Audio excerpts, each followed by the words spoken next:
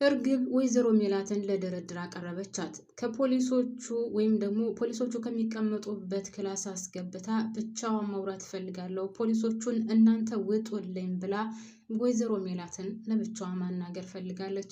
ወይዘሮ ሜላትም ከገባች በኋላ ለምንድን ነው ብቻዬን የምታናግሪኝ? ለምንስ ከፖሊሶቹ እንዲወጡ አደረግሽ? ስትላት እኔ አንቺን ብቻሽን ማውራት ስለምፈልግ ነው።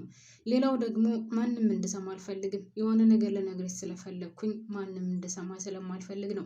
እኔና አንቺ ብቻችንን ብዙ የምናወራው ነገር አለ ስትልም ትመልስላታለች።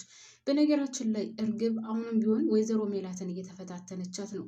እዛ እስር ቤት የገባችው ወይዘሮ ሜላት ነጻ ታወጣኛለች ብላ እንጂ በጭራሽ ለወይዘሮ ሜላት አዝናላትም አይደለም። ወይዘሮ ሜላትን ለድርድር ነው ያቀረበቻት።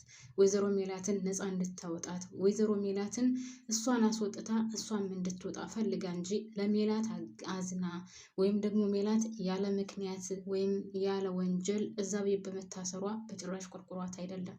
እሷ ከፖሊሶች ጋር እንትን መጫወቱ ድብብቆሽ መጫወቱ ደክሟት አስጠልቷት ምናልባትም መጨረሻ ላይ መያዟ እንደማይቀር ስለምታውቅ ነው እንጂ በጭራሽ ለወይዘሮ ሜላት አዝናለት ወይም ቅንጣት ታክል አስባላት አይደለም እጇን የሰጠችው። ነገር ግን ሁልጊዜም ከፖሊሶች ጋር ድብብቆሽ ስለምትጫወት ማምለጥ እንደማትችልና ማምለጫ ቦታ እንደሌላት ስላወቀች ነው እንደዛ የምታደርገው። ለማንኛውም ወይዘሮ ሜላትን ስታናግራት እኔ አንቺን ነፃ የሚያወጣ ማስረጃ አለኝ፣ አንቺም ደግሞ እኔን ታግዥኛለሽ፣ ነፃ ላውጣሽ፣ ነፃ አውጪኝ ነው ያለቻት።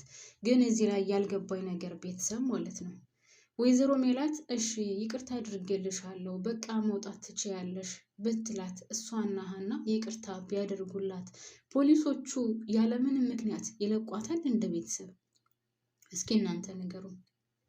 መቼስ ሕግ ባለበት ሀገር እነሱ ማለት የወንጀል የተሰራበት ባለቤቱ ይቅርታ ቢያደርግም ነገር ግን ሕጉ በሰራቸው ወንጀል ልክ ይቀጣታል ብዬ አስባለሁ። እንደዛ ነው የማስበው። አይደል ነው እንግዲህ በትክክለኛው ፍርድ እንደዛ መሆን ያለበት አይደል? ቤተሰቦች እስኪ እናንተ ሀሳብ አስተያየታችሁን ስጡኝ። ሰላም ሰላም የኔ ምርጦች እንዴት ናችሁልኝ? ሰላም ናችሁ? በያላችሁበት ሰላማችሁ ብዝዝት ትረፍረፍ ይበልልኝ። የኔ ወርቆች ስለምታበረታቱኝ እውነት ለመናገር ከልብ አመሰግናለሁ። ፈጣሪ በያላችሁበት ይጠብቃችሁ። ሀሳባችሁን፣ እቅዳችሁን፣ ጤናችሁን ሙልትልት ትረፍረፍ አድርጎ ይስጣችሁ። እወዳችኋለሁ፣ አከብራችኋለሁ። አሁንም ላይክ፣ ሼር፣ ሰብስክራይብ እያደረጋችሁ አበረታቱኝ። ቪዲዮ የሚደርሳችሁ ሁላችሁም ላይክ ማድረጋችሁን ደግሞ አትርሱ። አመሰግናለሁ። እና እንግዲህ እርግብ ወይዘሮ ሜላትን ለድርድር አቅርባታለች። ወይዘሮ ሜላትን ለድርድር ያቀረበቻት እርግብ እውነት ወይዘሮ ሜላትን አዝናላት ነው ብላችሁ ታስባላችሁ? ከንግግሯ እንዳየሁት እኮ ወይዘሮ ሜላት ጭራሽ የበታች ሆና እርግብ የበላይ ሆና ነው አሁንም ስትናገር የነበረው። እኔን ነፃ አውጪኝ፣ እኔም አንቺን ነፃ አውጣሻለሁ፣ እሺ ማስረጃሽ ምንድን ነው ብትላትም አይ ለጊዜው አልነግርሽም፣ አስቢበትና ግን ይህን ነገር እንድትነግሪኝ እፈልጋለሁ። እዚህ የእስር ቤት በስበሰሽ ከምትቀሪ እኔም ልውጣ አንቺም ውጪ እያለቻት ነው። ወይዘሮ ሜላት ይህ ነገር አስጨንቋታል። በጭራሽ ይች ልጅ ምን እያለች ነው? ቆይ እኔን ነፃ የሚያስወጣ መረጃ ምን አይነት መረጃ አላትም እያለች በራሷ ዙሪያ እያሰበች ነው። ግራ ተጋብታለች። እዛው እስር ቤት አንድ ክላስ ሁለታቸውም ቁጭ ብለው ወይዘሮ ሜላት ወደዛ ወደዚህ እያለች መቀመጥ አቅቷታል። እዛ ላይ እርግብ ፈርታለች። ምን ታደርገኝ ይሆን? እንደለመደችው አንገቴን አንቃ ትገለኛለች ብላ በጣም ፈርታለች። ወይዘሮ ሜላትን ምን ሆነሽ ነው ቁጭ በይ ስትላት ምን ቁጭ እላለሁ? ማስረጃ ያልሽውን ነገር ተናግሬ፣ ያለበለዚያ ግን እኔ መጨረሻ ረፍት አላገኝም ስትላት በእሱ ዙሪያ እኮ ተነጋገርን፣ እንድታስቢበት ደግሞ ጊዜ ሰጥቼሻለሁ ስትላትም ወይዘሮ ሜላት አልፈለገችም፣ ማወቅ ነው የፈለገችው። እንግዳውስ እኔን ነፃ ካላወጣሽኝ እኔም አልናገርም፣ እዚሁ እስር ቤት በስብሰሽ ትቀሪያታለሽ ብትላትም ወይዘሮ ሜላት ደግሞ እኔ ለራሴ አላንስም፣ ታውቂኛለሽ፣ ሜላት ነኝ፣ ምንም ነገር ፈልጌ አጥቻ አላቅም፣ መጀመሪያ ግን ከዚህ እስር ቤት የሚያስወጣኝ አቅም የለኝም እያለች ነበር። በኋላ ግን ከእርግብ ጋር ደግሞ እኔ የሆነ ነገር ፈልጌ በጭራሽ አጥቻ አላቅም፣ ስለዚህ ራሴን አወጣለሁ፣ አንቺም ራስሽን ነፃ አውጪ እንጂ በጭራሽ በዚህ አልደራደርም፣ ጭራሽ ልትደራደርብኝ መጣሽ እያለችም ስጮህባን ነበር። እርግብም ይህች ሴትዮ ምን ሆና ነው? አበደች እንዴ? እኔ እኮ እያልኳት ያለሁት ነፃ የሚያወጣሽ መረጃ አለኝ ነው። ነፃ የሚያወጣሽ መረጃ አለኝ እያልኳት ምን እያሰበች ነው? ቆይ እኔ እኮ እሷን አምኜ ነበር የመጣሁት ነፃ ታወጣኛለች ብዬ። ወይኔ አምላኬ፣ በቃ ጉድ ሆንኩ። ወይኔ፣ አይ እንደዛማ መሆን የለበትም፣ የሆነ ነገር ማድረግ አለብኝ እያለች ለብቻዋ እያወራች ነው። ምን ይገጥማት ይሆን አላቅም።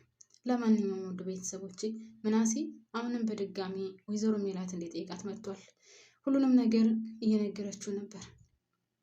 ለድርድር እንዳቀረበቻት እና የሆነ ማስረጃ አለኝ እንዳለቻት እሷም አስባ እንድትነግራትም መልሳለታለች፣ ነግረዋለች ለምናሴ። ምናሴም እዚህ ቤት ወይም ደግሞ እዚህ እስር ቤት የመጣችው አንቺ ጋር ለመደራደር ነው። በጣም የምትገርም እኮ ነው። እሷ ላደረገችው ነገር መቀጣት አለባት። ነገር ግን ደግሞ የእሷ መቀጣትና እያለ መቀጣት ሳይሆን ዋና ጉዳይ አንቺ ከዚህ እስር ቤት እንድትወጭ ነው እያለም ምናሴ ለእናቱ እየነገራት ነበር። ወይዘሮ ሜላትም በቃ አንተ አትጨነቅ፣ እኔ የማደርገውን አደርጋለሁ፣ ምንም ችግር የለውም፣ አስብበታለሁ፣ ጊዜ ስለሰጠችኝ አስቢ፣ የሚሆነውን ነገር ወደፊት እናየዋለን ስትልም ለምናሴ መልሳለታለች። ምናሴ እናቱ እዛ እንድትወጣለት ይፈልጋል። በዛ ላይ ደግሞ ስለ ሰላም በጣም ተጨንቋል። እያስጨነቀችው ነው። እብደቷ ቀጥሏል።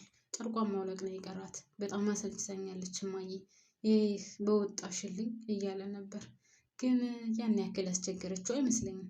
ያው እየጠየቀችው ስለነበር እንጂ እኔ እንጃ። እኔ ሰላም እብድ ምናምን የሚሏትን እኔ በነገራችን ላይ አልወደድኩትም። ሰላም ፊት ለፊት ነው ሁሉ ነገሯ፣ ወደኋላ ወይም ደግሞ ድብብቆሽ ነገር አታውቅም። ከተጣላችን ፊት ለፊት ነው፣ ከተናገረችን ፊት ለፊት ነው፣ ከተሳደበችም ሁሉ ነገሯ ፊት ለፊት ነው። ለምን እብድ እንደሚሏት ብቻ እኔ ግራ ገብቶኛል። ለማንኛውም አቶ ኖላዊ ሀንቾን ሂጂ ወደ ቤተሰቦችሽ ባላት መሰረት እሱም ምናሴርን ፍለጋ እሷም ደግሞ ወደ ቤተሰቦቿ ሂዳ ነበር። ወደ ቤተሰቦቿ ስትሄድ ደግሞ ምናሴ ያው እንደተጨነቀ ምናምን ሰላምዬ ስትነግራት እሷም ወደ እሱ ገብታ ብትጠይቀውም ምንም ነገር ሊመልስላት አልቻለም። ምክንያቱም ቃል አስገብተዋለች ወይዘሮ ሜላት ማለት ነው። ወደ ቤተሰቦቼ እንግዲህ ሀኒቾ ለምናሴ ምግብ ልስራ ብላ ወደ ኪችን ስትገባ ድንብላል ነበረች። ድንብላልን በጣም እየተጨነቀች ስለነበረ እዚህ ላይ ግን ቤተሰብ ማለት ነው የድንብላል መጨነቅ ዝም ብሎ ግራ የሚያጋባ ነው። ምክንያቱም ተምቹ አሁንም ድረስ 24 ሰዓት የሚያወራው ስለ እርግብ ነው። እርግብን ይወዳታል፣ ያፈቅራታል። አሴር እንኳን ስለ እርግብ መጥፎነት ሲያወራ በጭራሽ አይወድም። ተምቹን ያው ፍቅር አይደለ ለምን ወደድሽው ለምን አፈቀርሽው አይባልም። ግን ቤተሰቦቼ የእርግብ እንደዚህ መሆን ማለት የድንብላል እንደዚህ መሆን ዝም ብሎ ላይክ ከድንጋይ ላይ ውሃ እንደማፍሰስ ነገር ነው። ምንም ትርጉም የለውም። ያለ ምክንያት ዝም ብላ የምትጨነቀው እሱ እኮ ረስቷታል፣ ጭራሽ አያስታውሳትም። እሷ ግን ከጠፋ ጀምሮ ወይም እሱን ከማየት ከአቆመች ጊዜ ጀምሮ ሌት ተቀን እንቅልፍ የሚባል ነገር የላትም። እነ ምናሴ ያውቃሉ፣ ሰላምዬ ታውቃለች፣ ሀኒቾ ታውቃለች። እሱ ግን ስለ እሷ ቅንጣት ታክል እንኳን አያስብም። አሁንም የሚያስበው ስለ እርግብ ነው እና የእሷ መጨነቅ የእሷ እንደዚህ መሆን ራሷን ትጎዳለች እንጂ ተምቹ እንደሆነ ጭራሽ ዞር ብሎ ማያትም መፈጠሯንም ረስቷታል ማለት ነው። እንግዲህ ተምቹና አሴር አሁንም በሀናና በእርግብ ምክንያትም እየተጣሉ ነበር። ስለ ሀና የተምቹ ስልክ መከፈቱን አውቃ ወይም ደግሞ እንደተከፈተ የሆነ ሜሴጅ ሲገባላት ከአንድም 2 ጊዜ ብትደውልለት አያነሳም። እናም በዛ የተነሳ እንግዲህ አሴር ያው ከማፍቀሩም ባለፈ ሀና መልካም ልጅ ናት፣ በጣም ተጨንቃ ይሆናል ለኛ የምትደውለው እያለ ነበር። እውነትም ሀና ለነሱ በጣም ተጨንቃለች። ያው አሁን ተምቹ ሀናን የጠላት አሴር እየተሰቃየ ስለሆነ እና በእሷ ምክንያት በጣም ብዙ ዋጋ እየከፈለ እንደሆነ ነው። ግን ደግሞ በሌላ በኩል ቤተሰቦች ሀና በጣም ለእነሱ እየተጨነቀች ነው። ከቤተሰቦቿ ሁሉ እስከ መጣላት ድረስ የደረሰችው በእነሱ ምክንያት ነው። ከአባቷ ጋርም ሆና እንኳን ካያችሁ እኔ መጥፎ ሰው ነኝ፣ እኔ ክፉ ነኝ፣ እነሱን እንደዚህ አድርጌ እነሱን አስቀይሜ ምናምን እነሱ በክፉ ቀን የደረሱልኝ ናቸው እያለች በጣም ከሚገባው በላይ ስለነሱ ታስባለች፣ ስለነሱ ታወራለች፣ ስለነሱ ሁሉ ነገሯ ስለነሱ ነው። ይህንን ነገር ደግሞ ተምቹ ሊረዳ አልቻለም። ብቻና ብቻ የሚያየው ሀናን አሴር አፍቅሮ እንደሚሰቃየው ብቻ ነው። ይህም የራሱ ጥፋት ነው። በነገራችን ላይ መናገር ነበረበት። ቢናገር ኑሮ ከእዝራ ጋር ያላት ግንኙነት አይኖርም ነበር። አንድ ሰው ሌላ የሚወደውና የሚያፈቅረው ካለ ሌላ ሰው ጋር ለምን ይገናኛል? ሌላ ሰው ጋር ለምን ቀጠሮ ይኖረዋል? ሌላ ሰው ጋር ለምን ያወራል? ሰው የአሴር ጥፋት ነው።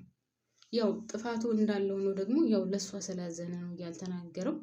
ያም ሆነ ውድ ቤተሰቦቼ እንግዲህ የቤታቸው ጉዳይ ወይም ደግሞ የዚህ ድራማ ጉዳይ አሁንም ድረስ እንደቀጠለ ነው። ነገር ግን አቶ ኖላዊ እና እቺ ፋኖስ ተብያዋ ይጋቡልን የሚሉ ብዙ ኮመንታተሮች አሉ። እኛም ይጋቡልን ብለናል። ይጋቡና አንድ ላይ ይሆኑ። አንድ ላይ ሆነው ደግሞ ሰርጋቸውን ማየት እንፈልጋለን። ሰርግ መብላት እንፈልጋለን። አቶ ኖላዊ በጣም የተጎዳና ብዙ መስዋዕትነት የከፈለ ሰው ነው። ስለዚህ ቀሪ እድሜውን ደግሞ ደስተኛ ሆኖ እንዲኖር እኔ በበኩሌ ምን ለመናገር እመኝለታለሁ። ቢሳካለትና ቢሆንለት በዛ ላይ ምግብ እየተገባበዙ አብረው እየበሉ ችርስ እያሉ እየጠጡ ምናምን ነገር ቀረቤታቸው በጣም ከሚገባው በላይ እየጠነከረና በጣም እየተቀራረቡ በጣም እየተገባቡ ነው ያለው። ስለዚህ ሶሪ ቤተሰብ እሷን ብትሆን የምትለቀው አይመስለኝም እንደዚህ በቀላሉ ጠቅለል አድርጋ የራሷ ሳታደርገው አትቀርም። ቤቱ ድረስ ወስዷታል። እንግዲህ ቤተሰቦች ቤቱም ራሱ ወስዷታል። ቤቱን አሳይቷታል። ጥንጥዬ ቤት እንደሆነች ነገር ግን በጣም ደስ እንደምትል ከትንሽ ቤት ፍቅር እንዳለ ምናምን ሁሉ እየገለጸችለት ነበር። ስለዚህ አቶ ኖላዊም ቢሆን ጠበሳ ላይ ነው። አሁን እያበሳሰለ ነው። ወደፊት እንክት አድርጎ የሚበላውን ቆንጆ ጥብስ እየጠበሰ ነው ያለው። እኔ በበኩሌ እንደዛ ነው የሚሸተኝ። እናንተስ እንደታዩት ያላችሁ አቶ ኖላዊን ጠበሳው ላይ እንዴት ነው እንዴ? እናንተ እሷን ካገኘ በኋላ እኮ በቃ ፈካ ፍክትክት ብትንትን ብሏል። ስለዚህ ኧረ ይመቸው እናቴ። እና እንግዲህ ቤተሰቦቼ ይህንን ይመስላል ማለት ነው። እስካሁን አብራችሁን ስለቆያችሁ ከልብ አመሰግናለሁ። ፈጣሪ በያላችሁበት ያክብርልን። ሀገራችንን ሰላም ያደርግልን። እናንተም በያላችሁበት ሰላም ሁኑልኝ። ቴንኪው ባባይ